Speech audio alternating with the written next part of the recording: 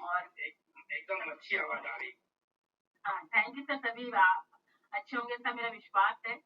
और thank you so much, आपने मुझे मौका दिया आपके बीच में आने का, बच्चों से मिलने का। जो आज का टॉपिक है, मैं सीधे टॉपिक पे आती हूँ। और सर, अगर बच्चे अपना थोड़ा सा वीडियो ऑन करेंगे, क्योंकि मैं स्टार्टिंग हमेशा जो है माँ सरस्वती की उससे करती हूँ, जरा एक बार आंख बंद करके माँ सरस्वती का आह्वान करेंगे और उसके बाद शुरू करेंगे सर, है ना? तो आप चाहें तो मेरा साथ आप भी बोल लें, मैं तो बोल रही हूँ। या देवी सर्वभूतेषु सरस्वती रूपेण संस्थिताय नमस्तस्यै नमस्तस्यै नमस्तस्यै नमो नमः।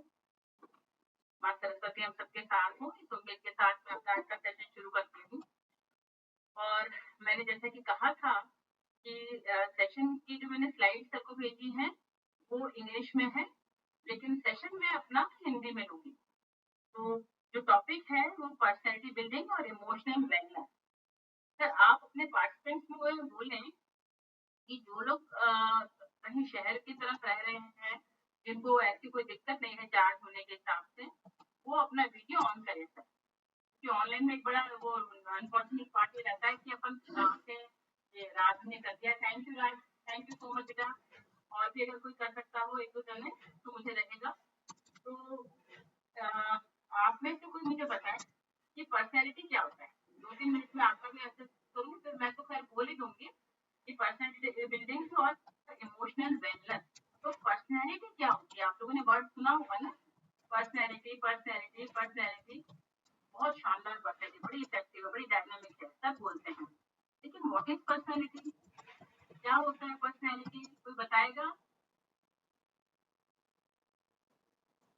कोई बताएगा क्या?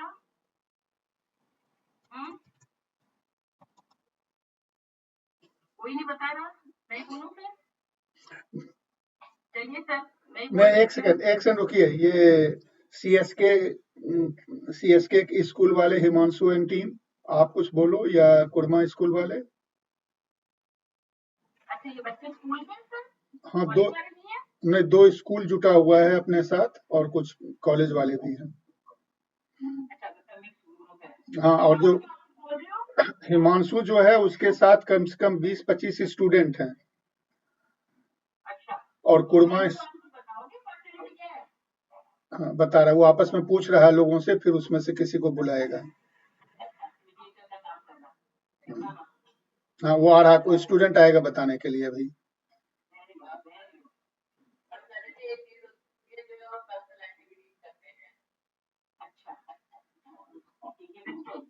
और कोई बताना चाहेगा? हाँ, एक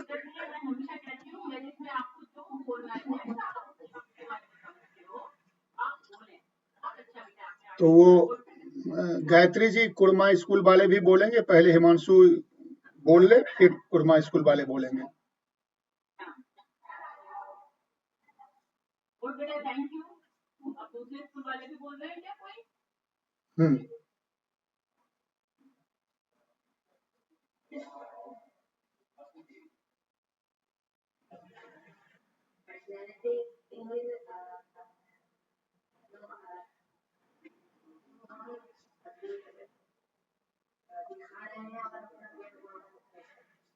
बहुत अच्छा, बहुत अच्छा बेटा, very good, very good. Kurma school वाले धर्मवीर, आप बोलो।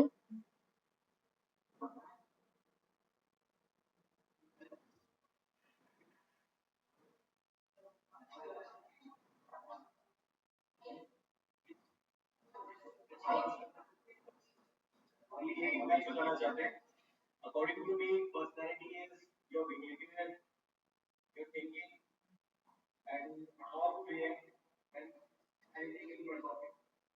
Thank you, thank you, thank you, thank you. और आप मेरे से आपसे मैं ही बता देती हूँ। एक सेकंड, म्यूट हो जाओ अगर नहीं बात कर रहे हो तो। जी, आप बोलिए। ये कुरमा स्कूल वाले बोल रहे हैं, पर्सनालिटी उनका बिहेवियर और आदर्श बताता है, और वही वो बता रहे हैं, वही मैसेज दिए थे, लेकिन वो शायद YouTube पे डायरेक्टली ज्वाइन किए हुए हैं, यहाँ नहीं ज्वाइन किए हुए हैं, इसलिए वो डायरेक्टली नहीं बोल पा रहे हैं। जी जी। और मैं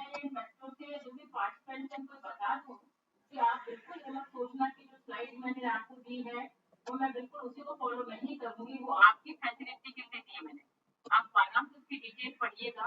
तो हम अपने कॉलेज के लिए बताते हैं, क्लास लेते हैं, ये सेशन है जहाँ हमको अपना कंसेप्चुअल क्लैरिटी होनी चाहिए, क्योंकि इसमें 4 इंपॉर्टेंट शब्द हैं। पर्सनैलिटी वर्ड है, बिल्डिंग वर्ड है, इमोशनल वर्ड है और वेलनेस वर्ड है। 4 शब्दों से ये टॉपिक बना है मेरा। और नीचे था कि नर्चरिंग पॉजिटिव इमोशनल सेल्फ। तो अपन थोड़ा टॉपिक में समझने में बड़ा भारी भारी बच्चों को लग रहा होगा। पर्सनैलिटी जो वर्ड है वो पर्सोना शब्द से निकला है, और पर्सोना का मतलब होता है मुखौटा, है ना। अपन मुखौटा लगाते हैं ना, मास्क लगाते हैं। तो ये मास्क का मतलब हमेशा ऐसा नहीं है। तो मास्क मतलब जो हमें बाहर दिखाई देता है। तो कोई व्यक्ति कैसा दिखाई देता है, हम जैसे पहली की बात किसी से मिलते हैं, वो हमारी शक्ल भी देखता है, थोड़ी देर में हमारी बातें भी सुनता है, हमारे कपड़ों को भी देखता है, हमारी चाल ढाल देखता है, हमारे हाव भाव देखता है। तो हम पर्सनैलिटी वो नहीं है जो मैं सोचती हूँ, पर्सनैलिटी वो नहीं जो आप सोचते हो, पर्सनैलिटी वो है जो आप मेरे बारे में। पहली बार जो बच्चे मुझे देख रहे होंगे वो मेरी सोच रहे होंगे, देखने से, मेरे को एक बार शक्ल से, मेरे कपड़ों से, मेरी बातों से आपको जो अंदाजा लगता है मेरे बारे में, वो मेरी पर्सनैलिटी है ना। और बिल्डिंग का मतलब क्या होता है, बनाना। लेकिन हम बिल्डिंग का मतलब हमेशा वो मंजिल जो स्टेप बाय स्टेप जो चीज तैयार होती है, बिल्ड करना, ठीक है, वो बिल्डिंग होती है। जैसे हम बताते हैं ना, अपनी भवन तैयार होता है तो पहले नींव बनती है, फिर उसके ऊपर जो है फर्शी होती है, फिर दीवारें खड़ी होती है, फिर तो ऐसी पर्सनैलिटी भी स्टेप बाय स्टेप बनती है, ओवरनाइट नहीं बनती। आप ये सोचो कि भाई अब मैं 2 साल का हो गया, 3 साल का या 5 साल का, अपने स्कूल में आ गया, एकदम मैं पर्सनैलिटी बन जाएगी, ऐसा नहीं होता है। पर्सनैलिटी बचपन से शुरू हो जाती है बननी, इसलिए हम कहते हैं ये भी बिल्डिंग है। तो जैसे हमारी नींव होती है ना बिल्डिंग की, वो मजबूत होनी चाहिए, ऐसे हर इंसान की पर्सनैलिटी जो है उसकी नींव भी मजबूत होनी चाहिए। वो कहीं ना कहीं कहाँ छुपी होती है कि हम कैसे माहौल में रहते हैं, कैसे हमारा पालन पोषण होता है, कैसे हमारी परवरिश होती है, वो हमारी पर्सनैलिटी। और साथ में हेरिडिटी के साथ हमारा एनवायरमेंट बहुत इंपॉर्टेंट है। माहौल कैसा आपको मिलता है, क्षण क्षण हमारी पर्सनैलिटी बनती जाती है। पर्सनैलिटी बनती भी है, बदलती भी है और बिगड़ती भी है, तो मैं बाद में आऊंगी। नेक्स्ट शब्द आता है आपका इमोशनल। इमोशनल शब्द जो है वो इमोशन से बना है। इमोशन का मतलब भावनाएं। तो भावना की डेफिनेशन यहाँ बताने से कोई मतलब नहीं है। भावनाएं का मतलब ये होता है कि हम हर पल कुछ महसूस करते हैं, तो जो महसूस करते हैं उसको कैसे अभिव्यक्त करते हैं, वो हमारे इमोशंस होते हैं। एक बात हमेशा याद रखना आप लोग, इमोशंस कभी भी अच्छी और बुरी नहीं होती। हर इमोशन हमारी लाइफ के लिए जरूरी है, क्योंकि हम हमेशा एक ही चीज से महसूस नहीं कर सकते, हमेशा हम खुश भी नहीं रह सकते, हमेशा हम दुखी भी नहीं रह सकते। तो इमोशंस जो है, भावनाएं कई प्रकार की होती है, और वो प्लेजेंट और अनप्लेजेंट होती है। कुछ भावनाएं हमें खुश कर जाती हैं, कुछ भावनाएं हमें दुखी कर जाती है, बस अच्छी और बुरी नहीं होती। वेलनेस का मतलब अच्छाई या भलाई, मतलब अच्छी इमोशनल, हम कैसे इमोशनली स्वस्थ रहे, स्वस्थता देखनी। तो हमें ये देखना है कि इनमें आपस में क्या लेना देना है। अभी जैसे हम कह रहे हैं कि पर्सनैलिटी, अभी पर्सनैलिटी की डेफिनेशन है कि पर्सनैलिटी में आपकी बहुत सारी चीजें आती हैं, और मैं अगर साधारण भाषा में कहूँ तो पर्सनैलिटी में हमारे तीनों एच आते हैं। जैसा गौरव ने कहा था ना, हम जैसा सोचते हैं व्यवहार करते हैं, तो मैं उनको बहुत आसान भाषा में 3 एच में बदल देती हूँ। हेड, हार्ट और हैंड। हेड का मतलब मेरी सोच, ठीक है, मेरे थॉट्स कैसे हैं। हार्ट का मतलब मेरी फीलिंग्स, मेरी भावनाएं, मैं क्या महसूस कर रही हूँ। और तीसरा एच आता है आपके हैंड, या मेरे एक्शन, मतलब मन वचन कर्म। जैसे हम पहले कहते थे ना, मन वचन कर्म, उन सबको मिला के हमारी पर्सनैलिटी बनती है। उसको फिर हम अलग अलग भागों में बांट देते हैं टेक्निकली, जो आप स्लाइड में देख रहे हैं कि कैसे हम सोच रहे हैं। इसमें टेम्परामेंट आता है, मेरा मिजाज कैसा है। मिजाज का मतलब होता है कि हम, कभी आपने देखा होगा उनका मिजाज बड़ा है, स्वभाव जिसे कहते हैं, तो वो कहते हैं ना बड़ा गुस्से है, अरे यार वो तो बहुत ही कूल है, बहुत शांत है। तो जब हम ऐसे वर्ड यूज करते हैं वो क्या है, बेसिकली वो टेम्परामेंट है। दूसरा कैरेक्टर, आपका चरित्र कैसा है। बिहेवियरल पैटर्न, व्यवहार आप कैसा करते हैं। दूसरा कॉग्निटिव पैटर्न, मतलब आपकी सोच कैसी है। इमोशनल पैटर्न, आपकी भावनाएं कैसी हैं। इन सब से मिलकर जो है वो नेक्स्ट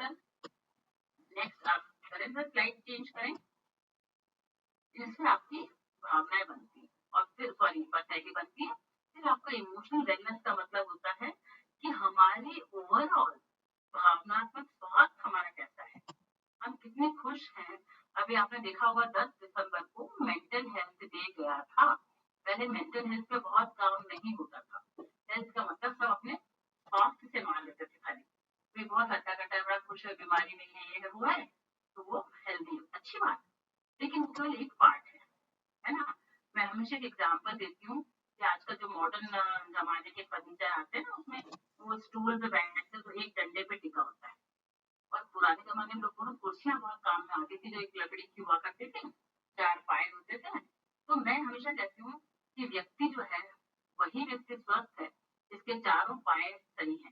चारों पाए का मतलब, अगर मैं पहले हेल्थ को बताऊँ तो खाली एक डंडा मतलब फिजिकल, खाली शारीरिक रूप से। लेकिन एक व्यक्ति खाली शरीर नहीं है, वो मन भी रखता है, मस्तिष्क भी रखता है। तो हमें जो 4 पॉइंट है उससे याद रखना है कि हमारा फिजिकल, मेंटल या फिर हमारा इंटेलेक्चुअल, तीसरा हमारा सोशल और चौथा हमारा इमोशनल। ये जो है हमारा शारीरिक, मानसिक, सामाजिक और भावनात्मक, ये चारों जो हमारे पाए हैं कुर्सी के, अब हमारे साथ रहेंगे तो हम बहुत बैलेंस में हेल्दी रहेंगे। मैं शरीर से स्वस्थ हूँ लेकिन मेरा मन ठीक नहीं है ना। सोशल मतलब कहीं जाती आती नहीं, कोई मेरे से मिलता नहीं, मैं किसी से नहीं मिलती, तो मैं पूरी हेल्दी नहीं रहूंगी। क्योंकि हम सब इंसान हैं, सामाजिक प्राणी हैं, मिलना जुलना, उठना बैठना ये बहुत जरूरी है। तभी हम कहते हैं मेंटल लेवल, इंटेलेक्चुअल लेवल, हम अपने विचारों का आदान प्रदान कर रहे हैं। अभी जैसे मैं अपने विचार आपको दे रही हूँ, सर से बात करती हूँ, सर मेरे को बताते हैं, तो कुछ विचार मेरे पास हैं, कुछ आपके पास है। बहुत जरूरी है ये आदान प्रदान हमारे सामाजिक में, कि हम हमेशा कहते हैं अगर आपके पास में 1 रुपया है, मेरे पास 1 रुपया है, अगर हम एक्सचेंज कर देंगे तो आपके पास भी 1 ही रुपया बचेगा, मेरे पास भी 1 रुपया बचेगा। लेकिन अगर आपके पास कोई अच्छा विचार है और मेरे पास कोई अच्छा विचार है, हम अगर एक दूसरे को दे देंगे तो आपके पास भी 2 विचार हो जाएंगे, मेरे पास भी 2 विचार हो जाएंगे। तो एक्सचेंज करना बहुत जरूरी है। ये सब बातों से मिलकर ही हमारा मेंटल हेल्थ बनता है। और मेंटल हेल्थ काफी हद तक इमोशंस पे, भावनाओं पे डिपेंड करती है। अभी जैसे मैंने कहा था कि आप में से कितने लोग ऐसे जो पर्सनैलिटी के बारे में जानते हैं। कई बच्चों के मन में आया होगा कि मैं बोल देता हूँ, मैं बोल देता हूँ, लेकिन कुछ फियर होता है, कुछ एंग्जाइटी होती है कि लोग क्या कहेंगे, कहीं हंसेंगे तो नहीं, है ना। कुछ चीजें हमें आगे बढ़ने से रोकती हैं कि हमारे इमोशंस ही कहाँ है। जब आप थोड़ा और बड़े होते जाओगे तो आपको लगेगा नहीं, अपनी बात रखनी चाहिए, भाई गलत हो या सही हो, एक बार रखें तो सही, है ना। तो ये चीजें हमारी इमोशनल वेलनेस को दर्शाती हैं कि आप इतना खुश हैं।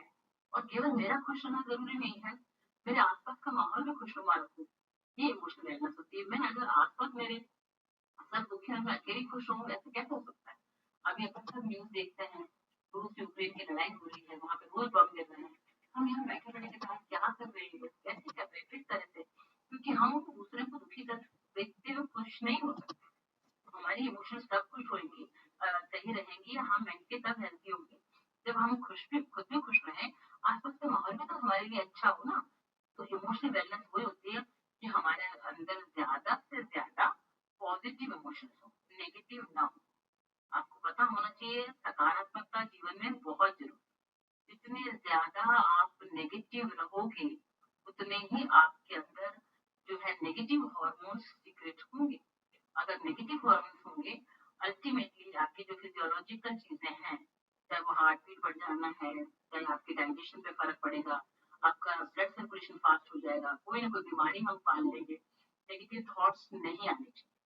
मान लीजिए कि दुनिया अपने हाथ में नहीं है, कुछ लोग आपको कोई नेगेटिव बात कहते हैं, मैंने कुछ बुरा बोल दिया, तो उसने भी कह दिया, उसने भी कह दिया, उसको आप पॉजिटिव में कन्वर्ट कर दो। तो हम बड़े होते जाते हैं, हमारे अंदर समझदारी आती है। तो मैं हमेशा कहती हूँ पॉजिटिव जो है वो प्लस का साइन, और प्लस 2 नेगेटिव से मिलकर बनता है। अगर आपके पास 2 नेगेटिव चीजें हैं, उनको आप पॉजिटिव में कन्वर्ट कर दो। अपने आप को इतना स्ट्रांग बनाओ कि कोई आपको परेशान नहीं कर सकता।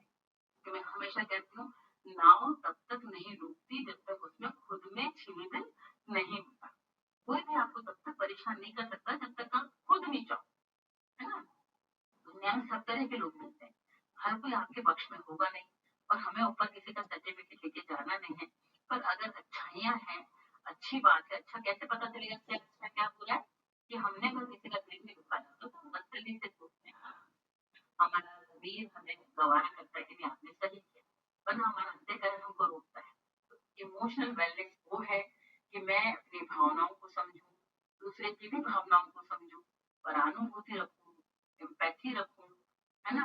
खाली मैं नहीं करूं, सबके लिए। अपन कहते हैं अपन तो वसुधैव कुटुंबकम वाले हैं ना, कहते हैं ना, सर्वे भवन्तु सुखिनः सर्वे सन्तु निरामया सर्वे भद्राणि पश्यन्तु मा कश्चित् दुःखभाग् भवेत्। अगर हम सबकी खुशी की कामना करेंगे तो हम अपने आप खुश रहेंगे। ये इमोशनल वेलनेस है। अब जो एस्पेक्ट है कि हम कैसे अपने भावनाओं को अच्छे से खुशी पूर्वक हम स्वस्थ कैसे रखें अपनी भावनाओं को। सबसे पहले आता है आपका सेल्फ अवेयरनेस, स्व जागरूकता। हम अपने बारे में कितना जागरूक है, ठीक है ना। जागरूकता का मतलब अपने आप को जानना, पहचानना और मानना, ये तीनों चीजें जरूरी है। जैसे मैं मजाक में कई बार कहती हूँ भाई मैं मोटी हूँ, अभी मोटी हूँ, मजाक में नहीं कहती। मैं जानती हूँ, मैं पहचानती हूँ, पर मैं मानती नहीं। ऐसा नहीं, अब तो इस उम्र में वैसे होता है, हमारे हार्मोन चेंज होते हैं, हमारे मेनोपॉज होता है, ये होता है, आप मानते ही नहीं हो। ऐसे ही कोई हमें कहता है कि आप बहुत लड़ाकू हो, गुस्से तो हम जानते नहीं, मन में मानते नहीं, लेकिन मानेंगे नहीं। मैं तो ऐसी हूँ, मैं तो ऐसा ही हूँ, मैं ऐसे ही हूँ, ऐसा नहीं। कुछ चीजें जो आपको परेशान करती है वो दूसरों को भी परेशान कर सकती है ना। तो अपने बारे में हम अवेयरनेस, मेरी क्या स्ट्रेंथ है, मेरी क्या वीकनेस है। हम इंसान है, हम गलतियों के पुतले हैं। तो आप ये मत सोचो कि ये सारी चीजें बहुत अच्छी है, ये सारी बहुत अच्छी है, ये गलत है। कि किसी ने कोई किताब नहीं दे रखी, लेकिन जो अच्छाइयाँ हैं, जो हमको बचपन से मूल्य सिखाए जाते हैं कि हमें दूसरों का ध्यान रखना है, सेवा करनी है, इज्जत करनी है, करें, तो हम सेल्फ अवेयर हो कि मेरे अंदर ये चीजें हैं, है ना। और जो नहीं है उनको हम इंकलकेट करें, तो अपने आप को चेंज करने की कोशिश करें, है ना। तभी हम शांत रहेंगे। नहीं तो क्या होगा, हम हमेशा कहते हैं पीस और पीस, पीस मतलब शांत, PIEC मतलब टुकड़े। अगर आपको पीस चाहिए तो ये सब चीजें फॉलो करें, और पीसेस में बदलना है, टुकड़े टुकड़े हो जाना है अंदर से, तो मत फॉलो करो। तो पहला सेल्फ अवेयरनेस। दूसरा इमोशनल रेगुलेशन, बहुत इंपॉर्टेंट। आप लोगों ने घर में पंखा देखा होगा, रेगुलेटर होता है, हम उसको रेगुलेट करते हैं, उसकी स्पीड को। कैसे होता है रेगुलेटर, उसको रेगुलेट करते हैं। ऐसे हमको इमोशंस को रेगुलेट करना है। 90% लोग इमोशनली इंटेलिजेंट नहीं होते, वे अपनी भावनाओं को रेगुलेट नहीं कर पाते। जो मन में आया बोल देते हैं, जैसा मन में आता है रिएक्ट कर देते हैं। तो रिएक्ट मत कीजिए, आप रिस्पॉन्ड कीजिए। जो व्यक्ति रिस्पॉन्ड करता है, इसका मतलब वो केपेबल है अपने इमोशंस को रेगुलेट करने। आप अपने इमोशंस को रेगुलेट कीजिए। थोड़ा गुस्सा हो सकता है, थोड़ा ज्यादा भी हो, तो उसको कम भी तो कर सकते हैं ना। दैट इज रेगुलेशन, कि मेरे इमोशंस को मैं रेगुलेट कर पाऊँ। जैसे हमें कई बार रोना बहुत आता है, फिर लोग हमको कहते हैं मत रो, एक बार को थोड़ा शांति से, जैसे घर पर कभी जाते तो धीरे धीरे हम उससे उबरना शुरू करते हैं, उन इमोशंस के साथ में रोते हैं, घर से बाहर जाते हैं, मम्मी पापा से दूर जा रहे हैं, रोते भी हैं, लेकिन धीरे धीरे हम अपने इमोशंस पे काबू पा लेते हैं। That is emotional regulation. Coping skills का मतलब हम कैसे कोप अप करते हैं, उससे कैसे कदम ताल मिलाते हैं। तो हमें ये पता होना चाहिए कि जो भी परिस्थितियां हैं उनके साथ हम कैसे कोप अप करें। परिस्थितियां नहीं बदलेगी, आपको उसके हिसाब से ढलना पड़ेगा। हो सकता है कभी जीवन में आपके बहुत परेशानियां आ जाए, तो आपको ही बदलना है। अगर सड़क पे बहुत कंकड़ पड़े हैं, पत्थर पड़े हैं, तो भैया मैं पूरे सड़क पे कालीन नहीं बिछा सकती ना, मैं खुद जूते पहन, तो मेरे को पत्थर चुभने बंद हो जाए। जिसे हम कहते हैं कोपिंग स्किल्स। हमने कोप अप कर लिया कि हाँ भाई, हम इससे अपने कदम डाल जा सकते हैं, अब हमें कोई परेशानी नहीं हो। फिर आता है रेजिलियंस। रेजिलियंस का मतलब आप पे कितना खिंचाव आप बर्दाश्त और वापस उसी स्थान पर आ सकते हो। जैसे रबर बैंड होता है, आप सबने रबर बैंड देखा होता है, उसको खींचते हैं, खूब खींचते तो वो टूट जाता है, लेकिन जब तक ज्यादा नहीं खींचे तो वापस अपनी जगह पे आ जाता है। ऐसे कई बार हमें परिस्थितियां जो है तोड़ देती हैं, तो हमारे अंदर वो रेजिलियंस, वो ताकत हम रखें कि हम पुनः उस स्थिति में आने की कोशिश करें। धीरे धीरे समय बदलता है, हमेशा कहते हैं वक्त बहुत बड़ा मरहम होता है, तो वक्त के साथ हमारी भी जो इमोशंस है वापस हम कम हो जाते हैं। आज के दिन बहुत दुख होता है, थोड़ी देर से दुख कम होता है। आप में से कई अगर हॉस्टल में गए होंगे, पहले दिन बहुत रोना आया होगा घर की याद करके, है ना। दूसरे दिन थोड़ा कम, तीसरे दिन कम, 6 महीने बाद तो घर जाने में जोर आएगा, दोस्तों के साथ मस्ती कर रहे हैं। तो भाई ऐसा है कि रेजिलियंस का मतलब जितनी जल्दी हम अपनी परिस्थितियों पर पुनः लौट आए, पॉजिटिव, वो रेजिलियंस। सेल्फ केयर का मतलब स्वयं की देखभाल करना। देखभाल मतलब अच्छी तरह से अपने आचार व्यवहार, है ना, आहार, इन सबको हम कैसे ध्यान रखें। अपना केयर करने का मतलब आपने देखा होगा बचपन से हमें सिखाया जाता है स्नान ध्यान करना। ऐसे थोड़ी हमारे उसमें लिखा हुआ है कि हाँ उठे नहाए धोए पूजा पाठ करें। ये सब इसीलिए सिखाया जाता है कि हम अपनी सेल्फ केयर करें, क्योंकि हेल्थ हाइजीन बहुत जरूरी है। फिर वो अगर आप जो हेल्दी होगा उसकी हेल्दी रिलेशनशिप, आपके जो भी रिश्ते हो स्वस्थ हो, ऐसे मरे मरे से रिश्ते ना हो। ऐसे कहते हैं ना कि जितने कितने रिश्ते हैं, है ना, वो जरूर रिश्तों में जान कितनी है ना, वो जरूरी है। बहुत सारे रिश्ते हैं मरे मरे से रिश्ते तो कोई मतलब ही नहीं है। जानकार होना भी सही है लेकिन रिश्तों में जान होनी चाहिए, जिंदा दिली होनी चाहिए। इससे भी रिश्ता उससे भी रिश्ता, सबसे मरे मरे रिश्ते नाम के रिश्ते, ऐसा नहीं होना चाहिए। रिलेशनशिप आपकी बहुत स्वस्थ होनी चाहिए, एक दूसरे को हम समझें अंडरस्टैंड करें। पॉजिटिव आउटलुक, नजरिया जो है वो पॉजिटिव हो। फिर आपके अंदर इमोशनल इंटेलिजेंस होनी चाहिए। इमोशनल इंटेलिजेंस का मतलब मैं अपनी भावनाओं को समझूं और साथ में दूसरे की भावनाओं को भी समझूं, वो इमोशनल इंटेलिजेंस होता है। आप लोगों ने आईक्यू के बारे में सुना होगा। आजकल ईक्यू का जमाना है, एसक्यू का जमाना है, पीक्यू का जमाना है। ईक्यू मतलब इमोशनल क्वेश्चन, जिसके आधार पर हम ईआई नापते हैं, इमोशनल इंटेलिजेंस।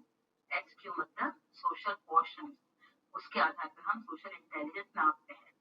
पीक्यू का मतलब पर्सनैलिटी क्वेश्चन, उसके आधार पर हम पर्सनैलिटी को देखते हैं, आंकते हैं, पीआई देखते हैं कि आपके पर्सनैलिटी इंटेलिजेंस कितनी है। ठीक है।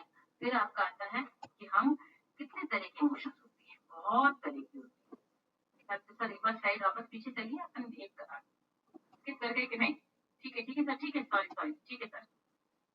तो हम अब समझें कि इमोशन कितने तरह के होते हैं और उनके हमारे जीवन में क्या रोल है। नेक्स्ट सर, अब इन्होंने कुछ तरह के इमोशंस बताए हैं कि हैप्पीनेस है, सैड, खुश है, उदास है, गुस्सा करते हैं, डरते हैं, आश्चर्य के भाव होते हैं, है ना, इज्जत मतलब घृणा करते हैं, कंटेम्प्ट मतलब हम अवमानना करते हैं, किसी का कहना नहीं मानते, शर्म करते हैं, गर्व फीलिंग करते हैं, जिज्ञासु होते हैं, प्यार है, ग्लानि है, ईर्ष्या है, आशा है, बोर होते हैं, एंजाइटी होती है, आराम महसूस करते हैं, कंफ्यूज होते हैं, बहुत दुख है, दर्द है। कई तरह के इमोशंस हैं, कई तरह के इमोशंस हैं, और ये सब इम्पोर्टेंट है। अगर आपको इतने इमोशंस नहीं याद रखें तो मैं बहुत बेसिक बताती हूँ। आप में से किसी ने अगर हिंदी की आपके पास ऑप्शन हिंदी हो तो मैं वो जानते होंगे कि उसमें रस आपने पढ़े होंगे हिंदी में, अगर आपने पढ़ा है ग्रामर कि वीर रस, करुण रस, हास्य रस, है ना, विभत्स रस, श्रृंगार रस, ये जितने भी रस है 9 रस, उनसे मिलकर इंसान रस। बेसिकली ये 9 भावनाएं हैं जिनको हम बाहर अभिव्यक्त करते हैं। फिर इनमें आप और सब डिविजन होते हैं। तो इन 9 रस के आधार पर हम समझ सकते हैं कि हमारे 9 तरह की भावनाएं होती हैं और समय समय पे सारी भावनाएं आवश्यक हैं, है ना। ये नहीं कि कोई कहता है मुझे बहुत गुस्सा आता है मैं बहुत खराब हूँ, नहीं, गुस्सा आना भी जरूरी है। जब गुस्सा आना है तो गुस्सा आना है। जब प्रेम आना है तो हमेशा हम प्रेम कर नहीं सकते, हमेशा हम गुस्सा कर नहीं सकते, हमेशा हम घृणा नहीं कर सकते। ये बड़ी एक अच्छी बात है भावनाओं की। एक ही समय की भावना है, बहुत देर तक नहीं रह सकती। किसी के प्रति बहुत प्रेम है तो पूरे 365 दिन हमेशा प्रेम बना रहेगा, कोई जरूरी नहीं। किसी से हम नफरत करते हैं हमेशा ही नफरत होती रहेगी, ऐसा भी कभी कुछ बदल भी सकते हैं। तो क्या होता है बेसिकली इमोशंस कैसे भी हो, आपको टाइम के साथ सिचुएशन के साथ उन इमोशंस को अभिव्यक्त करना आना चाहिए। अब हम शादी में तो मस्ती के मूड में रहते हैं और शादी में कोई आप तो बहुत मस्ती करेगा, आके कोने बैठकर रोना पीटना मचा रहा है तो क्या लगेगा, चलिए ये कौन सा टाइम है रोने का। तो सिचुएशन के हिसाब से, परिस्थिति के हिसाब से अपनी भावनाओं को अभिव्यक्त करना सीखें और उसको मैनेज करना सीखें। क्या करना है, कैसे हम अपने इमोशंस को रेगुलेट करें, कैसे मैनेज करें, ये आपको आना चाहिए। फिर आता है कि हमारी लाइफ में इमोशंस का क्या रोल है, जरूरी ही क्यों है इमोशंस, बहुत जरूरी। इमोशंस के बिना जिंदगी नहीं। मैं हमेशा कहती हूँ इमोशंस दिल से होती है, कहते हैं ये इमोशनल, कोई कहता है बहुत इमोशनल बेकार, इमोशनल नहीं होना चाहिए। मैं कहती हूँ इमोशनल होना बहुत जरूरी, कुछ आपको पता होना चाहिए। इमोशंस के लिए आप कहते हैं मैं दिल में, भावना का होती है दिल में, और ब्रेन जो है मस्तिष्क ऊपर है। मैं मानती हूँ मस्तिष्क बहुत जरूरी है, लेकिन आपको ये पता है ना बेटा कि कोई व्यक्ति कॉमा में सालों तक रह जाता है। मस्तिष्क अगर काम नहीं कर रहा तो कॉमा में बरसों जी जाएगा, लेकिन दिल का धड़कना एक थोड़ी सी देर के लिए स्किप कर दिया ना, हार्ट बीट मर जाता है। मतलब दिल बहुत जरूरी है और दिल की भावनाएं बहुत जरूरी है, और भावनाओं का हमारे जीवन में बहुत महत्व है, बहुत महत्व है। एक्सप्रेशन, हम अपनी बात, अपने हाव भाव, अपने हम कम्युनिकेशन क्या होता है कि मेरे विचार आप तक पहुंच जाए, अब वो चाहे वर्बल हो या नॉन वर्बल, यानी मौखिक भी हो सकते हैं और अमौखिक भी। हर बात में अपने शब्दों से कहूँ जरूरी नहीं होता। कई बार मम्मी आपको आंखों से बना देती है, पापा खाली आंखें दिखाते तो भी आप डर जाते हो, टीचर भी, तो वो कम्युनिकेट तो कर रहे हैं कि ये काम मत करो, वो भावनाएं हैं तो है। एक तो कम्युनिकेशन के काम आती है, दूसरा डिसीजन है ना। डिसीजन मेकिंग मतलब निर्णय लेना। जीवन में कई सारे ऐसे मौके आते हैं जब हमको निर्णय लेने पड़ते हैं, उस समय हमारे इमोशंस बहुत इंपॉर्टेंट होते हैं। हमेशा हम कहते हैं इमोशनल, जब बहुत ज्यादा इमोशंस होता है, वो बहुत गुस्सा हो, बहुत प्यार हो, बहुत ही भावनाएं बह रही है, तब कभी भी आप कोई डिसीजन मत लो। किसी भी प्रकार की भावनाओं के अतिरिक्त में कभी भी किसी प्रकार का निर्णय नहीं लेना चाहिए, ठीक है ना। तो डिसीजन मेकिंग में पहले हम भावनाओं को रेगुलेट करें, फिर डिसीजन। कई बार ऐसा देखने में आता है कि बच्चों की एज के साथ में हम विपरीत के प्रति आकर्षित होते हैं स्कूलों में हार्मोन्स की वजह से। तो क्या होता है कि ऐसा होता बड़ा प्रेम हो गया हमारे बीच में, बड़ा प्यार है, वो प्यार नहीं बच्चों आकर्षण हो, और फिर डिसीजन ले लेते हैं कि भाई हम तो बस भाग जाएंगे घर से, हम तो शादी करेंगे। हमें बहुत कॉमन बात है बेटा कि मैं फैमिली रिलेशन क्यों, मैं एग्जाम्पल देती हूँ। ये सारी इमोशंस हैं, ऐसी भावनाओं में बहकर कभी भी ऐसा कोई निर्णय ना लें जिसके लिए बाद में आपको यकीनन पछताना पड़े। फिर आता है मोटिवेशन, प्रेरक। इमोशंस हमको प्रेरणा का काम करते हैं। जैसे किसी बात के लिए आपको टीचर ने गुड दिया, आपका कोई अचीवमेंट हुआ, तो आप एकदम से खुश हो जाते, अरे अब तो मैं और करूँगा, वेरी वेरी, अब तो मैं और करूँगा। जो हम जब छोटे थे, हमने रोटी पहली बार बनाई, मम्मी ने कहा वहां बड़ी गोल रोटी बनी, हम मोटिवेट हो गए, खुश हो गए, और हमने फिर और बनाई, फिर हमने ये भी काम किया। ऐसे बहुत सारे एग्जाम्पल होते हैं तो मोटिवेशन में काम आते हैं। सोशल बॉन्डिंग में हम समाज के प्राणी हैं, समाज के बिना हम नहीं रह सकते, सामाजिक प्राणी। तो समाज में जो हमारे बंधन है वो इमोशंस की वजह से तो बंधन है। अगर हमारे बीच में कोई प्रेम भाव नहीं होगा, तब एक दूसरे से लड़ेंगे, घृणा करेंगे, ये करेंगे, तो क्या आप सोचते हो कि समाज जिंदा रहेगा? नहीं रहेगा। मिल बांट के खाएं, शेयरिंग, केयरिंग, सोशल बॉन्डिंग, ये इमोशंस में जरूरी। फिर अपने सेल्फ रेगुलेशन, हम अपने आप को रेगुलेट कर पाते हैं इमोशंस के द्वारा, है ना। हमें लगता है कि नहीं अब चुप हो जाना चाहिए, अगर कोई एक्सप्रेस करना पड़ेगा, अगर कोई ये करना है, यहाँ पे मुझे ज्यादा नहीं बोलना है ना। ये सारी सेल्फ रेगुलेशन हमारी भावनाएं काम कोप करने में। मैंने बताया आपको रेजिलियंस के लिए, जैसे हम कहते हैं अपने आप को काबू में रखें, कितना रेजिलियंट होते हैं, वापस किस प्रकार हम अपने परिस्थिति में आ सकते हैं। हमारे शारीरिक स्वास्थ्य के लिए भावनाएं बहुत जरूरी है। बहुत दुखी होंगे तो हम हमेशा बीमार रहने लगेंगे। पहले हमेशा कहते हैं जैसा तन वैसा मन, और मैं उसका उल्टा बोलती हूँ, जैसा मन वैसा तन। अगर आपका मन खराब है तो आप बिल्कुल सिकुड़ते चले जाएंगे। पुराने लोग कहा करते थे कि चिंता और चिता एक है, जला देती है। बहुत चिंता में इंसान ऐसा हो जाता है। कई बार आप लोग देखा होगा, घर में सुना होगा, क्या बात है भाई बहुत पतले हो जा रहे, वजन कम हो जा रहा है, बहुत टेंशन है क्या, बहुत चिंता है क्या? इसका मतलब हमारी फिजिकल हेल्थ का इमोशन से सीधा लेना देना है ना। फिर क्रिएटिविटी और प्रॉब्लम सॉल्विंग, हम सृजनात्मक होते हैं अपनी भावनाओं के साथ। अगर हम भावुक हैं, क्रिएटिविटी का मतलब खाली पेंटिंग करना नहीं होता। किसी भी चीज का हम जब सृजन करते हैं, वो साहित्य के माध्यम से भी हो सकता है। हो सकता है मेरी लेखनी बहुत अच्छी, मैं बहुत अच्छी कविताएं लिखती हूँ, अच्छी शायरी लिखूं, अच्छे आर्टिकल लिखूं, तो वो भावनाओं में आती। तो अगर मुझे किसी का, आपने देखा होगा कुछ बच्चे बहुत अच्छी कविताएं लिख लेते हैं, कैसे क्योंकि भाव आ रहे हैं, तो पिछू के भाव हैं, या बहुत प्रेम उमड़ रहा है, बड़ा स्नेह आ रहा है, माँ बाप की बहुत याद आ रही है पीछे ना, तो हम एक अच्छी चीज लिख लेते हैं। That is also creativity. हम अपनी परेशानियों को हल करते हैं। कैसे कि कभी कोई परेशान होते तो हमारे टाइम पे तो कहा करते थे कि भाई अपनी भावनाओं को डायरी में लिखा करो, तो आपको अच्छा लगेगा, हमारी लेखनी भी बढ़ेगी और हमारी परेशानियां हल हो जाएंगी, ठीक है ना। ऐसे मूड, कभी हमारा मूड को रेगुलेट करना हो तो भी हमारे इमोशन जो है मूड को रेगुलेट करने का काम है। अब हमारा मूड अच्छा है, अब हमारा मूड अच्छा है ना। और फिर लास्ट में आइडेंटिटी एंड सेल्फ एक्सप्रेशन, हमें पहचान देती है।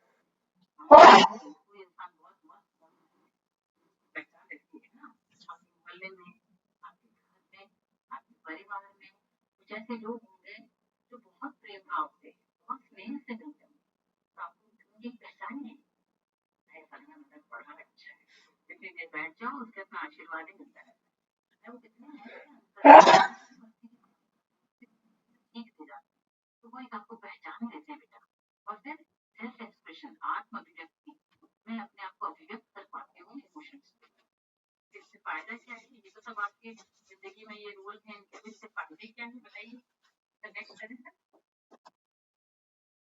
नेक्स्ट बेनिफिट क्या है इमोशनल वेलनेस के? अगर मैं इमोशनली बहुत हूँ तो मेरा मेंटल हेल्थ, मेरे रिश्ते भी सबसे अच्छे होंगे, मेरी अपनी सेल्फ अवेयरनेस भी बढ़ेगी, मेरी रेजिलियंस भी बढ़ेगी, मैं बहुत अच्छे से कम्युनिकेट कर पाऊंगी, मेरे कोई तनाव कम रहेगा, है ना। तो मेरी प्रॉब्लम सॉल्विंग स्किल्स जो है, मेरी समस्या समाधान की जो कौशल है वो भी बढ़ेंगे। फिर मैं दूसरों के प्रति परामर्शों की भी समझ सकूँ, एक दूसरा क्या सोच रहा होगा। अगर ये सारी सकारात्मक चीजें होती तो हम बड़े संतुष्ट रहते, है ना। मैं आपको एक बिल्कुल सिंपल बात बताती हूँ। जो बच्चे स्कूल के हैं, मान लीजिए किसी से लड़ाई हो, बातचीत बंद हो गई, कच्ची पक्की जिसे कहते हैं स्कूल में ना, पापा बोला करते थे, तो फिर क्या होता है? परेशान, कोई ना कोई खाने में मन नहीं लग रहा, अच्छा नहीं लगता बात करना, अच्छा लगता है। क्या होता है? बोले हमारे दोस्त से लड़ाई हो गई, आज हमारी बात नहीं हो पा रही, पता नहीं, कल मैं बोल तो क्या गुस्से में उसको, पर मेरा मन में नहीं था, पता नहीं मैंने क्यों मुंह से निकल गया, वो नाराज हो गया। क्या होता है? हम सेटिस्फाई नहीं हो पाते, है ना। तो इमोशंस में अगर आप रेगुलेट करना सीख गए, है ना, कि कब अभिव्यक्त करना है, कैसे करना है, किसको करना है, क्यों करना है, कब तक करना है, तो अपने जीवन की संतुष्टि का जो पैमाना है उस आधार पे बहुत ऊंचे आ जाएंगे, लाइफ से बहुत संतुष्ट रहना सीख जाएंगे आप। और फिर आपकी हेल्थ अच्छी रहेगी, आपकी प्रोडक्टिविटी का मतलब आप कुछ अच्छा प्रोडक्टिव, मतलब ये नहीं हमेशा प्रोडक्शन ही करते हैं अपने क्या कहते हैं इंडस्ट्री खोल के। प्रोडक्टिविटी मतलब कोई भी काम आप कर रहे हैं, प्रोडक्शन का आप क्या कहना चाहिए, सकारात्मक विद्वान पर किसका क्या बोलेंगे सर इसको, कुछ भी काम प्रोडक्टिव रहेगा, कोई ना कोई रिजल्ट ओरिएंटेड काम करेंगे आप, है ना। तो फिर आपकी पर्सनल ग्रोथ भी अच्छा है। यदि हमने कोई काम अच्छा कर लिया, कोई अचीवमेंट हो गया, फिर हमारी पर्सनल ग्रोथ भी होती है और हम खुश भी रहते हैं और फिर हम स्वस्थ भी रहते हैं। और मैं एक बात बताऊँ आपको कि अगर हम स्वस्थ हैं, खुश हैं, तो हम आसपास का वातावरण भी खुश और स्वस्थ रखेंगे, पॉजिटिव रखेंगे। और अगर वातावरण अच्छा है, हम सेटिस्फाई हैं, तो हमारी वर्किंग एफिशिएंसी बहुत अच्छी रहेगी, कि हमारे अंदर सारे पॉजिटिव हार्मोन्स जिक्रेट होंगे, वो हमें सेटिस्फेक्शन देंगे, तो हमारा बहुत अच्छा एक माहौल रहेगा। ये सारे हमारे इमोशंस। अब कौन से फैक्टर्स हैं जो हमारे इमोशनल स्वास्थ्य पर असर डालते हैं? कुछ तो कारक हैं जिन पे हमारा इमोशनल वेलनेस डिपेंड करता है। वो 3 अहम कारक हैं। नेक्स्ट 3 कारक हैं, 3 फैक्टर्स हैं जिनकी वजह से हमारे भावनात्मक स्वास्थ्य निर्भर करता है जिन पर। पहला एनवायरमेंट, आसपास का वातावरण। दूसरा बायोलॉजिकल, है ना, जैविक फैक्टर।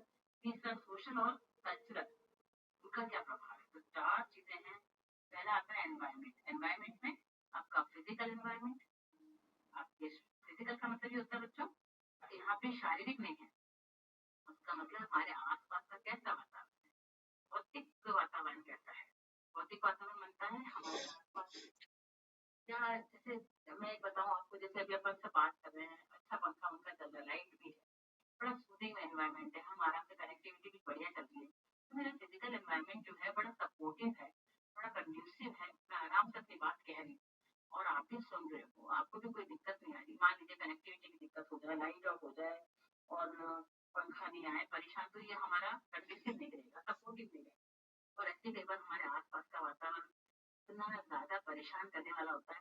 तो हम लोग को देखा आपने कभी, जब अच्छा मौसम होता है पिकनिक चले जाते हैं, बाहर आउटिंग पे चले जाते हैं, जिसके शहर, हमारे शहर मिर्जापुर में तो बहुत अच्छा फतेह सागर नदी झील किनारे हम एक चक्कर मारे आते हैं, बिल्कुल रिलैक्स हो जाते हैं। तो हमारा फिजिकल एनवायरमेंट जो है बहुत ही साफ सुथरी हवा है, बढ़िया अच्छा ऑक्सीजन बना हुआ है, बढ़िया, और अच्छी हरियाली है, तो हम अपने आप को शांत महसूस करते हैं।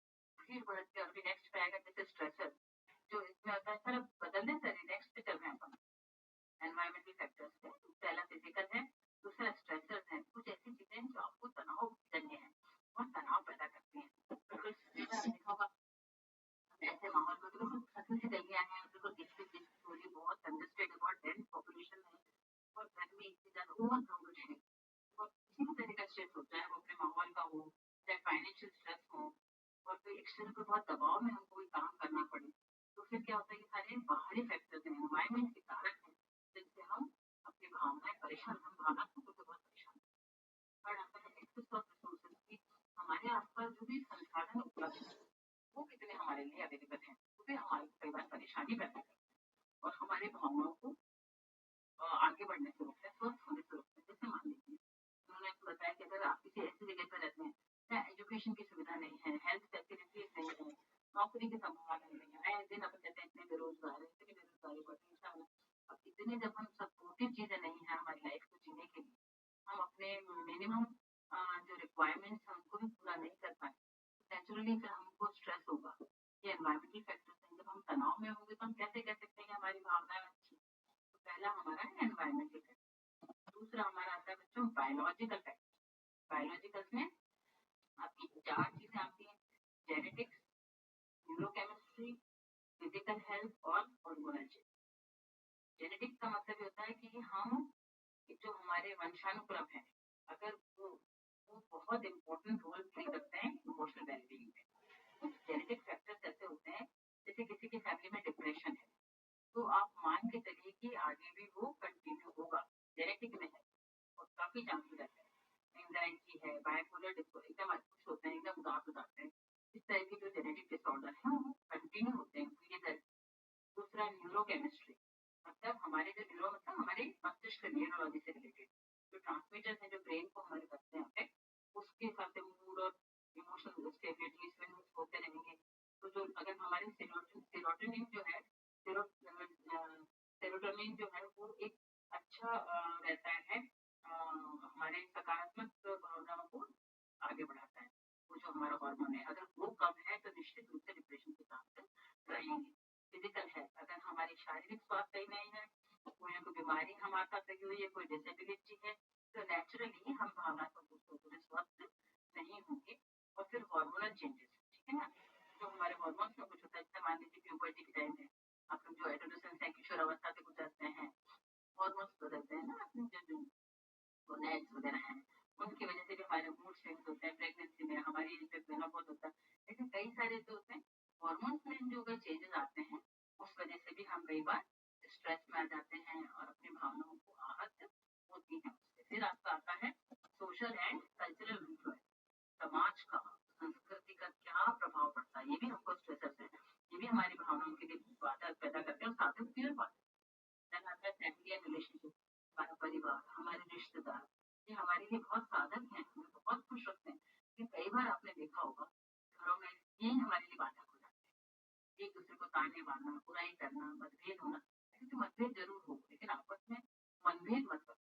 आपके मेरे विचारों में भिन्नता हो सकती है, मैं यहाँ से आपके लिए अलग अलग, हम सब अलग अलग हैं, लेकिन यहाँ की मतभेद को आप मनभेद तक मत लाओ, दिल तक मत लाओ, है ना। तो रिश्ते जो है अगर हम जबरदस्ती सबको आंकने बैठ जाएंगे, मैं हमेशा कहती हूँ एक दूसरे को परखो मत, अपन परखने लिए नहीं है, हम टेस्टिव थोड़ी है, देखता हूँ ऐसा करता है कि नहीं, देखती हूँ कि वो ऐसा करती है कि नहीं। तो हम रिश्तेदारों में, फैमिली में परखने ना बने, हम एक दूसरे को समझें वो कैसा है, हर इंसान अलग अलग है, उसको समझ लो कि वो ऐसा है इसलिए वो ऐसा कर रहा है, तो फिर चीजें आसान हो जाती है। फिर आता है कल्चरल नॉर्म्स और वैल्यूज। हमारे कल्चर में जो हम सामाजिक रूप से हम बड़े होते चले जाते हैं तो हमें वो सिखाया जाता है कि ये करना है नहीं, लड़के रोते नहीं, लड़कियां भले रोटियां लड़कियों में जैसे रोता रहता है, अब वो वैल्यूज ही नहीं करते लड़के को होने की, तो लड़के नहीं रो पाते तो उनके इमोशंस अंदर के अंदर दबी रह जाती है, तो आपने कहा हार्ट अटैक आदमी को बहुत ज्यादा होता है। इस वजह से कई बार परेशानियां होती है, अपनी भावनाओं को हम अभिव्यक्त करें सही तरह से, सही तरीके से। सोशल सपोर्ट, अगर आपको कोई भी सपोर्ट नहीं करता, आप अकेले पड़ गए, है ना, वो बड़ा दुखीदायी है। मैं हमेशा कहती हूँ अकेलापन नहीं होना चाहिए, एकांत जो होना चाहिए, अकेलापन आपको लोनलीनेस, है ना, हम अगर अकेले हैं तो हम बहुत दुखी हो जाते हैं। एकांत का मतलब मेरा अपने आप से मुलाकात, वो भी आपको नहीं बताऊंगी, आप छोटे हो कि आपके लायक नहीं है, लेकिन हमारे आसपास सोशल सपोर्ट सिस्टम बहुत जरूरी है, परिवार का, समाज का, बड़ों का। फिर आता है ट्रॉमा और एडवर्स एक्सपीरियंस। कभी कभी कुछ चीजें हमें दूर के परेशान कर देती है, हमें ट्रॉमेटिक बिल्कुल बहुत आघात पहुंचाती है और हमारे जो है एक्सपीरियंसेस है वो विपरीत हो जाते हैं, विषम परिस्थितियां होती है। तो विषम परिस्थितियों में हमें परेशान नहीं होना, हालांकि ये बहुत ही इन्फ्लुएंसिंग फैक्टर है, बहुत कारक है जो हम परेशान होते हैं। मैं हमेशा कहती हूँ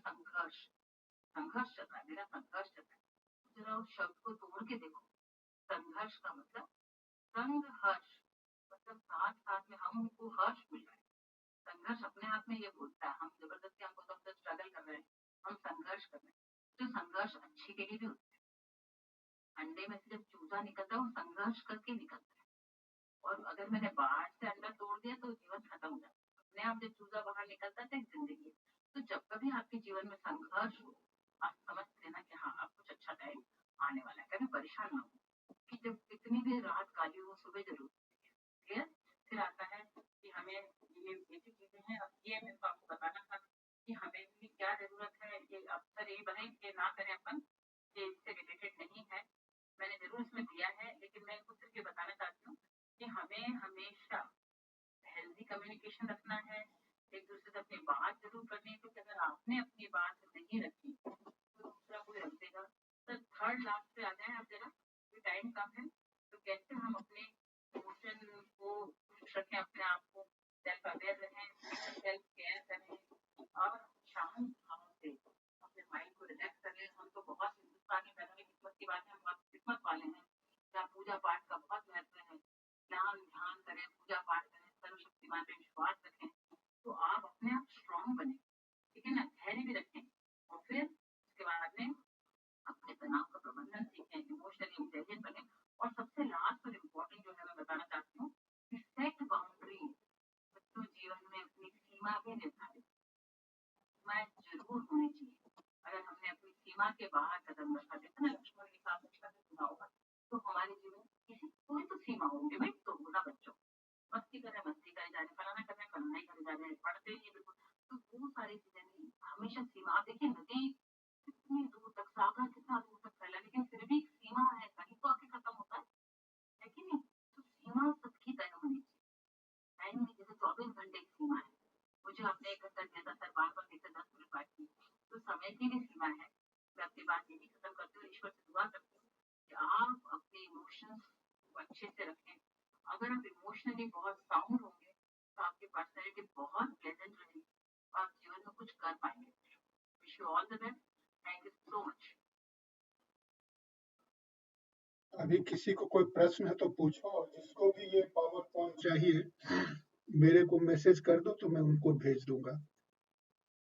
ग्रुप में कर दें, बच्चों को शेयर करें, ग्रुप बना हो तो भले। ग्रुप में तो कर ही देंगे, उसके बाद भी कुछ बच्चे आए जो ग्रुप में नहीं है, तो उनको अगर चाहिए तो आप बता दो। फीडबैक दे दो, हम इतने बड़ों को भी फीडबैक चाहिए होता है भाई। हिमांशु, तो आप लोग अभी फीडबैक दें और प्रश्न पूछें।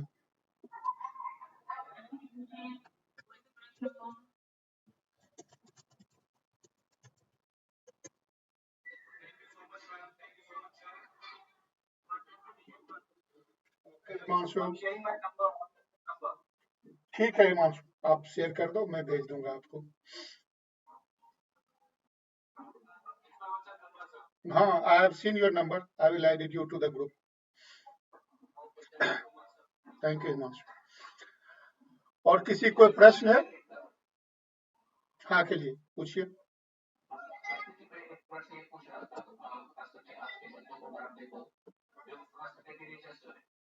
सबसे बड़ा एक जो डिस्ट्रैक्शन है वो फोन है, और फोन से रिलेटेड जो भी एक्टिविटी जो नॉर्मल एक्टिविटी जो करते हैं वो, और डेफिनेटली जो अभी सोशल स्ट्रक्चर उससे डिस्टर्ब हो रहा है, और social wellbeing as well as emotional wellbeing उनका डिस्टर्ब हो रहा है उससे। तो उसके लिए क्या आप सजेशन दे सकते हैं, कैसे उसको कंट्रोल, मतलब कैसे उसको रेगुलेट करें? बहुत अच्छा क्वेश्चन आपने किया है, और इसमें मैं हमेशा एक बात कहती हूँ कि कहीं ना कहीं इन सब में हम सब भी जिम्मेदार हैं। अब क्योंकि मैं ये नहीं कह सकती पेरेंट्स की गलती है या टीचर की गलती है, कि अभी जो है ना बच्चे मतलब मेच्योर होने वाली स्टेज में है, तो इनको ये चीज शुरू से करनी है। लेकिन अब हमारे हाथ में जो बच्चे आते हैं, जैसे कहते हैं ना पके हुए पेड़ को कहाँ मेंटेन करोगे, आपको टहनी को लेकर, लेकिन हम ये नहीं कह सकते कि हम उनको वो नहीं कर सकते। तो हमें सिर्फ हमारी जिम्मेदारी तो ये है as a parent, as a teacher, उनकी जो एनर्जी है physical, mental, social, emotional energy को हम पॉजिटिव चैनलाइजेशन करें। अखिल ने पूछा था शायद प्रश्न, किसने पूछा था? अखिल ने पूछा था। हाँ अखिल जी पूछे थे, अखिल जी पूछे थे। हाँ अखिल, मेरी बात ध्यान से सुनना। इनकी जो भी आपके पास, आप हॉस्टल चलाते हैं या घर के लिए पूछ रहे हैं इन बच्चों से, हमें इनके टाइम को इस तरह से प्लान करना है, इस तरह ऐसे चॉक आउट करना है जिसमें आपके उनके मनोरंजन का टाइम भी रहे, उनकी पढ़ाई का टाइम भी रहे और एक मी टाइम भी रहे। हमेशा हमने अभी क्या हो रहा है बच्चों के साथ में, इन बच्चों के लिए मी टाइम वाकई में नहीं है। समझ रहे हो आप, इनके ऊपर सारे इम्पोज देना करना, हमने पूरा एक प्रोग्रामिंग कर रखी है बच्चों के साथ में। इतने से इतने बजे तक जाना है, इतने बजे तक पढ़ना है, फिर इनको फिर खेलने जाना है, फिर डांस क्लास जाना है, फिर फलानी क्लास में जाना है। मतलब बच्चों को हम कर क्या रहे हैं मुझे समझ में नहीं आ रहा। अब इनका फ्रस्ट्रेशन है। हमारी जनरेशन में पढ़ाई का होती थी, आस पास में हम लोग को देखते भी थे, सब कुछ कर लेते हैं। Unfortunately this is not available now. तो अब क्या है, जो भी है हमें इनका प्रोग्राम प्रॉपर चॉक आउट करना है जिनमें ये लोग अपने आप को एक्सप्रेस भी कर सकें, थोड़ा सा रिलैक्स भी हो सकें। बैलेंसिंग होनी चाहिए, बैलेंस वो हमारे हाथ में, क्योंकि इनकी पेरेंटिंग तो होगी। तो हम नहीं कहते इनकी गेम्स की पीरियड भी होनी चाहिए, वॉल स्टडीज भी होनी चाहिए, थोड़ा सा ध्यान का भी ध्यान रखें। योगा पे भी आजकल बहुत फोकस हो रहा है। और रीडिंग सबसे इम्पोर्टेंट, फोर्सफुली आप रीडिंग इंटरेस्ट करें। और जैसे हम कहते थे कई बार होता है कि जैसे ना डिजिटल ये थोड़ा हमने भी कॉन्सेप्ट में थोड़ा सा इंट्रोड्यूस ज्यादा कर रहे हैं उसको, कि जैसे खाना पीना भले खाते रहो, डिजिटल फास्ट, डिजी फास्ट में काम चल रहा है। एक दिन ऐसा रखें जिस दिन कोई डिजिटल वाला काम नहीं करें, कंप्यूटर नहीं, व्हाट्सएप नहीं, कुछ नहीं, नो कंप्यूटर, नो डिजिटल, डिजी फास्ट जिसे कहते हैं। तो उससे क्या होगा, आपका सुबह बात, कभी आपने देखा घर में लाइट वाइट हो जाती, मजबूरन हम सब साथ बैठ के बातें करते हो, तो हमारे जमाने में तो बहुत होता था। अब आजकल बच्चे जब बैठते तो उनको लगता है वाकई में अच्छा लग रहा है, लेकिन फिर लाइट आती है वो अपने अपने काम में लग जाते। तो थोड़ा सा हम ये देखें कि बच्चों को कैसे पॉजिटिवली चैनलाइज कर सकते हैं रीडिंग इंटरेस्ट वगैरह गेम्स के लिए, क्योंकि यार बहुत एनर्जी होती है। उनको हमें पॉजिटिव चैनलाइजेशन करना है, प्रोग्राम प्रॉपर करना है, और कुछ ऐसे कॉम्पिटिशन रखें टाइम इनके साथ इन्वॉल्व हो। एक्चुअली इंटरेक्ट बहुत ज्यादा करना जरूरी है और रूप न छोड़ें। अच्छा मैम, मेरा भी एक क्वेश्चन है। अभी मैं सीएसके में हिमांशु राणा। हाँ हाँ हिमांशु, हाँ अभी मैं जो है यहाँ पे स्कूल में एज अ एटीएल मेंटर, मतलब एटीएल जो है इलेक्ट्रॉनिक्स का पार्ट है, रोबोटिक्स का पार्ट है। कहाँ पे हो बेटा आप? मैं मैम अभी दिल्ली में हूँ, वैसे बेसिकली मैं हिमाचल प्रदेश से हूँ। सो यहाँ पे क्या है कि अभी एज अ यंगस्टर मैं अभी मेरा 23 एज है। सो इस टाइम में also director of AI board company, जहाँ पे मैं इतनी छोटी एज में? हाँ go ahead. Thank you so much. अच्छा मैम, मेरे साथ में क्या इशू आता है, मेरे साथ में सारे के सारे बच्चे बहुत ज्यादा मतलब फ्रैंक हो जाते हैं, बहुत ज्यादा फ्रेंडली हो जाते हैं। बट ये रहता है कि मुझे ऐसा लगता है फ्रेंडली, बहुत ज्यादा फ्रेंडली हो जाते हैं, मतलब बच्चे तो फ्रेंडली हैं, बट उसकी वजह से वो मेरे साथ में डिलीवर नहीं कर पाता हूँ, तो मुझे डिलीवर करना है। लाइक 70-20% बच्चे जो हैं वो तो बहुत अच्छे रहते हैं, मतलब पढ़ने के लिए प्रॉपर रहते हैं कि हाँ आज हमें ये सीखना है, नई चीजें सीखनी है, और हम वैसी वैसी चीजें करते भी रहते हैं। बट जहाँ पे बात आती है कुछ 10% बच्चों की, उनको संभालना मुश्किल हो जाता है, बिकॉज कभी वो बुकिंग कर रहे हैं, कभी वो मतलब ये डिफरेंट डिफरेंट चीजें हैं जो मुझे समझ नहीं आती। तो इसमें हिमांशु एक बात बताती हूँ बेटा, क्योंकि आप इस फील्ड में वो रोबोटिक्स में जो भी आप आर्टिफिशियल इंटेलिजेंस में काम कर रहे हो ना, तो आपने ये जो अपन कहते हैं ऑगमेंटेड रियलिटी और वर्चुअल रियलिटी, ये सब आपने भी करा ही होगा। हमारे साथ क्लिनिक भी मेरा लगता है थोड़ा बहुत। तो बच्चों, ये जो बच्चे बहुत इंटेलिजेंट है बेटा, ये वैसे मान के चलना, जो 10 बच्चे अपने से 10% नहीं समझते ना, they are highly intelligent, believe me बेटा। तो इनकी भी हमें एक्स्ट्रा एफर्ट ये करने हैं कि जैसे हम बच्चों को खिलौने सजेस्ट करते हैं ना बेटा, तो जैसे कि बच्चों का आईक्यू बहुत ज्यादा होता है, थोड़ा पढ़ लेना, इस बारे में टाइम कर लेते हैं, तो जैसे 3 साल का खिलौना तो उसको हम 5 साल का देते हैं पजल, ताकि उसको ज्यादा टाइम लगता है। इनको जब असाइनमेंट होता है तो इनकी एज से 2 साल एक्स्ट्रा वाला होता है, एडवांस वाला असाइनमेंट होता है इनको, तो इनका दिमाग उसकी तरफ जाएगा, क्योंकि ये बच्चे बहुत इंटेलिजेंट होंगे। मैडम हिमांशु मैडम, ये क्वेश्चन इंटरेस्टिंग है।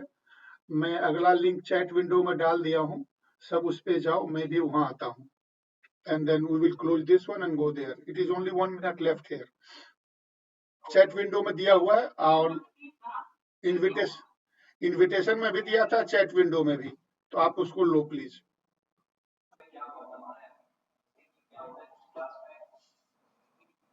बच्चे तो अच्छे हैं, उनको तो मतलब है टास्क देता हूँ जिससे वो बहुत खुश रहते हैं और बहुत अच्छा कर रहे हैं। लाइक आईआईटी लेवल का जो है वो यहाँ पे परफॉर्मेंस दे रहे हैं, जो आईआईटी के बच्चे करते हैं उससे ज्यादा बढ़िया यहाँ करते हैं। लेकिन कुछ ना 10% बच्चे ऐसे होते हैं क्लास में, हमेशा ही होते हैं, मतलब उनको जस्ट मजा आता है कि दूसरों को काम करते हुए डिस्टर्ब कर, और मतलब वहां पे मुझे एक तरह से हंसी भी आता है, मुझे गुस्सा भी बहुत आता है, और उस टाइम पे कंट्रोल भी नहीं किया जाता कि क्या करें। बस एक सेंट्रल गवर्नमेंट में भी एक भूमिका है कि कोई बच्चे को पता वो नहीं करना है, कुछ नहीं करना है, किसी को मारना नहीं है, वहां पे समझ नहीं आता कि क्या किया।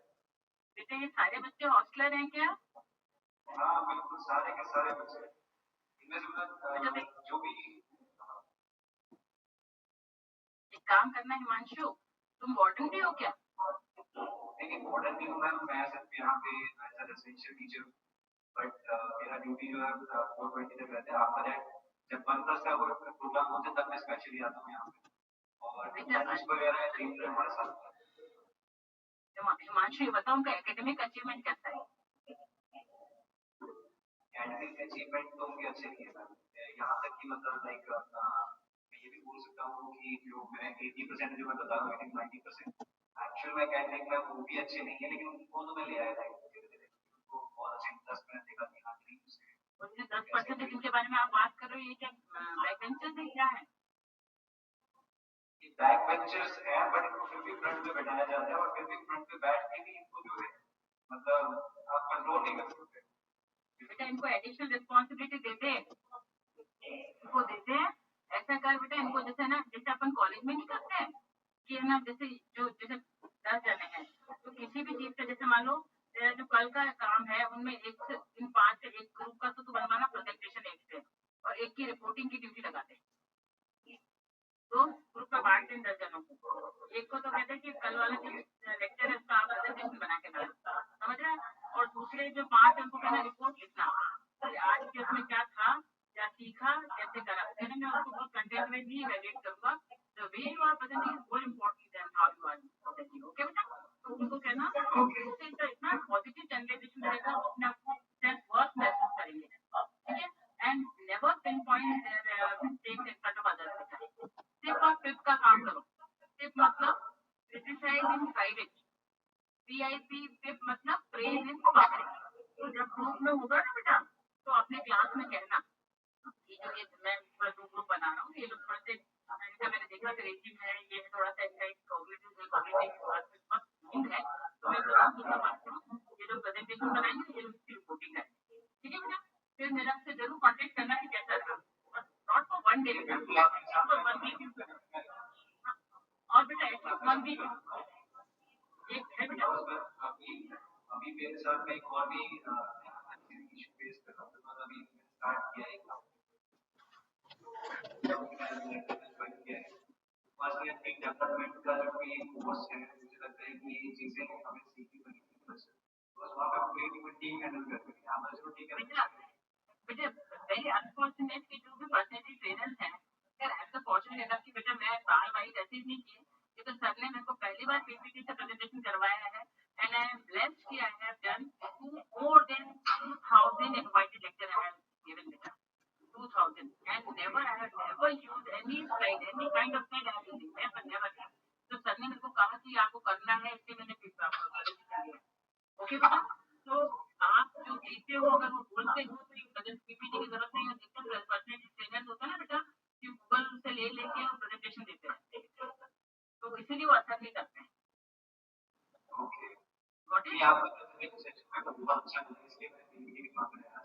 हाँ वो तो ले लो बेटा, पर वो मेरा असली तरीका नहीं है, मेरा तो इंटरेक्टिव सेशन होते हैं और बहुत डिफरेंट होते हैं बेटा, तो अपन ऑनलाइन है तो इट्स नॉट पॉसिबल इससे to be anyway.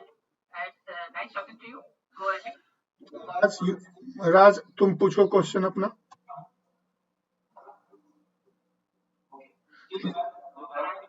Himanshu mute कर लो अपने को।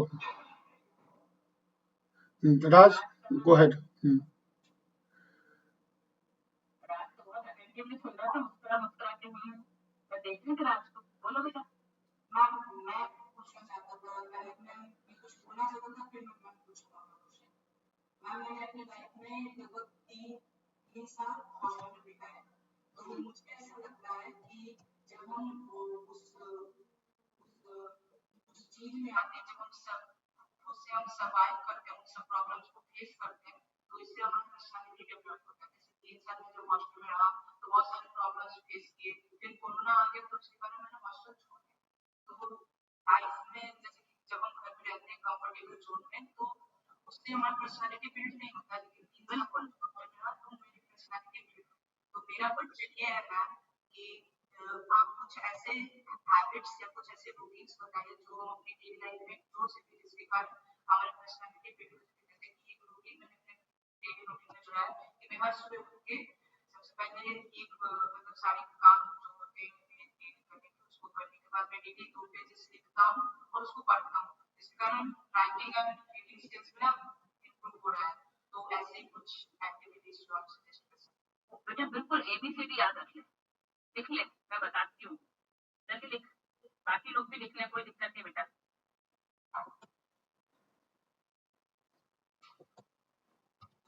आप हो गए जब बोलना शुरू करोगे मैं ये सब स्टार्ट ठीक है ना बेटा। ए से अवेयर, जागरूक रखें बेटा, सबसे इम्पोर्टेंट शुड अवेयर बेटा। और हमेशा मैं कहती हूँ कि अवेयर मतलब जागरूकता और जगना दोनों में अंतर है बेटा। हमारी आंखें खुली हुई हैं, जगे हुए तो हैं, पर क्या हम जागरूक हैं बेटा? आंखें खुला होना आपकी जागरूकता का प्रतीक नहीं है। आपको पता होना चाहिए मेरे आसपास क्या हो रहा है, अच्छा हो रहा है तो भी, बुरा हो रहा है तो भी, और हर बात का जवाब देना जरूरी नहीं होता बेटा, है ना। ये हमेशा ध्यान रखना कि हमें सब बातों का जवाब नहीं देना जरूरी, हमें अवेयर रहना। बी का मतलब बोल्ड, बोल्ड बेटा, हिम्मत हमेशा कभी नहीं हारना। हम हैं तो सब हैं बेटा, समझ में आ गया बेटा। तो हमेशा ध्यान रखो कि बोल्ड रहना बहुत जरूरी है। अगर आप बोल्ड नहीं रहोगे तो आपको दुनिया, बोल्ड का मतलब ये नहीं था कि अपन को दादागिरी नहीं करनी है ना। बोल्ड मतलब एक हिम्मत हमेशा रखो, कभी भी टूटना नहीं है, टूटना नहीं है। और ये मान के चलना कि दुनिया में ऐसा कोई नहीं है जिसको परेशानी नहीं, सबको परेशानी है बेटा। तो एक लाइन हमेशा रोज बोल देना कि दुनिया में कितना गम है और मेरा गम कितना कम है बेटा। दुनिया में बहुत गम है बेटे, है ना, और हमारा गम बहुत कम है, सब दे रखा है ऊपर वाले ने। ये लाइन हमेशा बोलो, बी बोल्ड बेटा। थर्ड इज सी, सी का मतलब चैलेंज सीकर, चुनौती को स्वीकार करने वाले बनो बेटा। डरना नहीं है, डरना बिल्कुल भी नहीं है, चुनौती को स्वीकार करना सीखो। नेवर से व्हाई मी, से ट्राई मी। कई लोग कहते हैं व्हाई मी, क्या भगवान हमेशा मेरी बात कर, क्या है, समझ में आ गया? क्यों बोलो ट्राई मी। मैं बता देखो मुझे कितना डर है बेटा, ट्राई मी। आपको पता होना चाहिए फिल्म जब हम देखने जाते हैं सबसे कठिन रोल सबसे अच्छे हीरो को मिलता है, पता है आपको? है थोड़ी सी डायरेक्टर सबसे कठिन रोल किसको देता है? जो बहुत अच्छा करता है ना। तो अगर जीवन में कठिनता है, विषमता है, तो यकीन मानना ईश्वर की नजर में बहुत प्यारे हीरो बेटा। ठीक है, कम लाइन गलत, ये विश्वास अगले को है इसलिए आपको सौंपा है बेटा। तो हमेशा चैलेंज सीकर बनो, चुनौती को स्वीकार करो। और दूसरा कैरेक्टर बेटा, वेरी इंपॉर्टेंट, वेरी इंपॉर्टेंट कि आपको कैरेक्टर का ध्यान रखना है ना, अपने चरित्र का बहुत ध्यान रखो, है ना। और फिर उसके बाद में आता है बेटा डी फॉर डेडिकेशन। सी एक और बेटा कमिटमेंट, कमिटेड रहो, कमिटेड रहो। कमिटमेंट लाइफ में बहुत जरूरी है। अगर आप कमिटेड नहीं हो तो कोई आप पे विश्वास ही नहीं करेगा ना बेटा। आपको पता है कमिटमेंट क्या होता है? What is commitment? कमिटमेंट मेरे ख्याल से वो चीज है जैसे कि भगवान राम ने 14 वर्ष वनवास जाने का कमिटमेंट किया था, उन्होंने वो पूरा किया। कमिटमेंट, हाँ, मैं जाऊंगा ना, है ना। हम कहते हैं हमें करना है तो कमिटेड है, हमने कमिटमेंट किया है तो बढ़ते बढ़ते भी जाओ, प्राण जाए पर वचन न जाए। ठीक है बेटा, कमिटमेंट इज वेरी इंपॉर्टेंट। किसका आपको नहीं तो आपके भरोसा टूट जाएगा बेटा। हमेशा कमिटेड रहो, कमिटेड रहो बेटा। आपने जो वादा कर दिया उसको निभाना है, ठीक है। देन डी फॉर डेडिकेटेड, समर्पित भाव। कोई किसी पे एहसान नहीं कर रहा है, समर्पण। जो सर में इतना ऑर्गेनाइज करते हैं, मैं तो इनको सैल्यूट करूंगी कि इतना मेहनत ये लोग करते हैं, डेडिकेटेड। इनको क्या मिल रहा है? समर्पित है ये पूरे समाज के लिए बेटा। इस एज में भी इतना काम कर रहे हैं सबके लिए, दैट इज डेडिकेशन, समर्पण, है ना। फिर आता है बेटा एम्पैथी, परानुभूति। हमेशा दूसरी जगह अपने आप को रखें। Yes, sir. Putting oneself in other shoes, very important life skill बेटा। आपकी सर्वाइवल इंस्टिंक्ट्स में एम्पैथी होना बहुत जरूरी। मैं उस व्यक्ति को इंसान मानती नहीं हूँ जो उसमें एम्पैथी नहीं है, जो दूसरों की कष्ट नहीं समझ सकता, दूसरों की परेशानी नहीं समझ सकता। हमें कभी भी मैं नहीं करना है बेटा। दूसरों की जगह रख के देखो बेटा। हमेशा हर इंसान की परिस्थितियाँ कैसी होती हैं आप महसूस तो करो, कैसा अपन नहीं करते, मेरी जगह होता तो पता चलता, मेरी जगह होता तो पता चलता, तुम भी तो मुझे रख के देते हो, है ना बेटा? ठीक है। फिर उसके बाद में फेथफुल, विश्वास पात्र बेटा, फेथफुल, धोखेबाजी नहीं होनी चाहिए, धोखेबाजी नहीं होनी है, ट्रांसपेरेंट।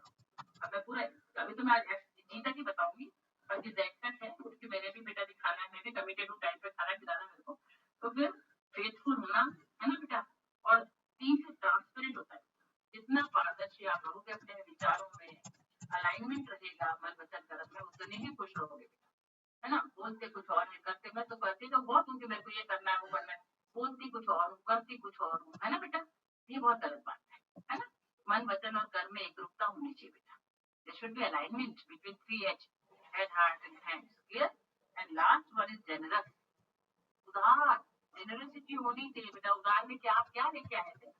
जो आप बड़ा एहसान कर रहे हो कि मैंने इसको दे दिया, मैंने इसको कर दिया, इस सर ने बोला भाई मैडम बड़ा अच्छा बता रहे हो आप, मैंने कोई एहसान नहीं किया बेटा। ईश्वर ने मुझे सरस्वती सौंपी, मैंने आपको बांट, कोई कहता मैंने दान किया था, वो अखबारों में आता है जितना दान किया, वो करा, फोटो खींचा खींचा के टीवी दे रहे, ये करा, वो कोई दान या उदारता का मतलब जो आपके है बांटो बेटा। जो दे सकते हो दो, कोई पैसा नहीं, आप किसी को सेवा दे सकते हो सेवा दो, है ना बेटा? किसी की सहायता कर सकते हो सहायता करो, जनरस हो बेटा, जनरस हो।